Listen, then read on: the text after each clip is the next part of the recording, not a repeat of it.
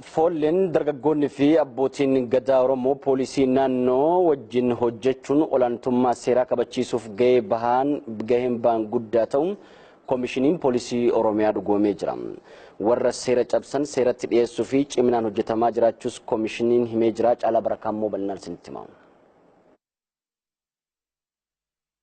Koomishinii poolisii Oromiyaa ittafaatola haala yeroo Oromiyaa keessa jiru kan ilaallatu miidiyaaf ibsa kennan. Abbootiin gadaa foollee fi dargaggoonni Oromoo poolisii Oromiyaa waliin qindaa'uun irreechi malkaa karaa nagaa fi tasgabbiin akka kabajamuuf gahee bahaniif galatoomaa jedhan koomishinari Ittafaan. Jaarsoliin Oromoo dargaggeessa Oromoodha. Uummata Oromoo marti rakkoo jiru irreecha karaa nagaatiin kabajee jira. Isa boodas sochii adda addaa godhame karaa nagaatiin kabajee jira. Kana galateeffachuun barbaada.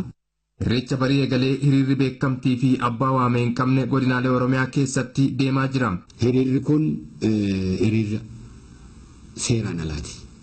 Maaliif hiriirri tokko heera mootummaa keessatti karaa nagaatiin eeyyamsiiftee eessaa fi eessa dhaqxaa gara kamitti akka deemtu abbaan kana qindeessus qindoominaan hubatamee ilaalameetu deemuu qaba. Maaliif alaabaa kana bifa adda addaa ta'uu danda'a. Karaa tokkoon diinonni keenya qabatanii ba'anii akka Oromoon kana qabatee biyya kanatti waan hin eeyyamamne qabatee ba'etti mootummaan keenyas kan eeyyametti warra gochuu barbaadantu jira. Kana eeggachuu qabna jechuudha. Hiriirri kun halkanis dabalatee bahamaa jira. Gochi kun gaaga'ama lubbuuf karaa banaa hunda caalaa uummata Oromoo miidhaa irraa of qusachuu qabnas jedhan. Daangaadhaan bifa adda addaa uummata Oromoo miidhuudhaaf waraana kana irratti banee bifa adda addaatiin geggeessuu jira. Miillaaf keenya kan qabee jiru. Karaa biraa keessoo keenya keessatti immoo rakkoon jeequmsaa uumamee harki keenya lamaan immoo hidhamuutu jira jechuudha. Isa booda harkaan miilli kee hidhameetu waan gootu dhabdeetu uummata Oromoo irraas waa deebisuu hin dandeessu, ofirraas waa deebisuu hin dandeessu jechuudha. Kanaaf uummata Oromoodhaa tasgabbiidhaanii har'a maalan barbaada.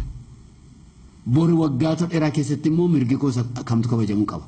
Adeemsa keessatti immoo jedhee gattaa'ee ilaaluudhaanii isa har'a argate kan nageenya keessatti iyyuu olaantummaa seeraa mirga amma argate harkatti qabate karaa nagaa fi dimookiraasiitiin isa kaan immoo mirkaneessifachuudhaaf immoo qabsoo isaatti fufuu qaba karaa nagaatiin karaa jeequmsaatu hin ta'in karaa badiitu hin ta'in badiin eenyuun fayyadu waan ta'eef karaa badiitiin namni mo'atamu hin jiru hundi waliin abiddatti gala waan ta'eef kanaaf abidda kana qabachuu hin qabnu.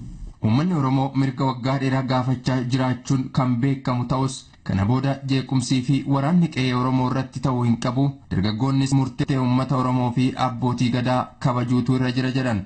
Kanaaf ammoona hirmaannaa jaarsolii biyyaa, hirmaannaa foollee, hirmaannaa dargaggeessa Oromootu akka rakkoon kun hin uumamne godhe. Ammas kun itti fufuu qaba. Hiriira Shaashamanneetti poolisii federaalaa lamaa fi miseensa raayyaa ittisa biyyaa tokko lubbuu namaa baasan to'annoo jala oolanii jiru. Warra daangaan wal qabatee lubbuu baasanis seeratti dhiyeessuuf hojjetamaa jira jedhan Koomishinari Ittafaan.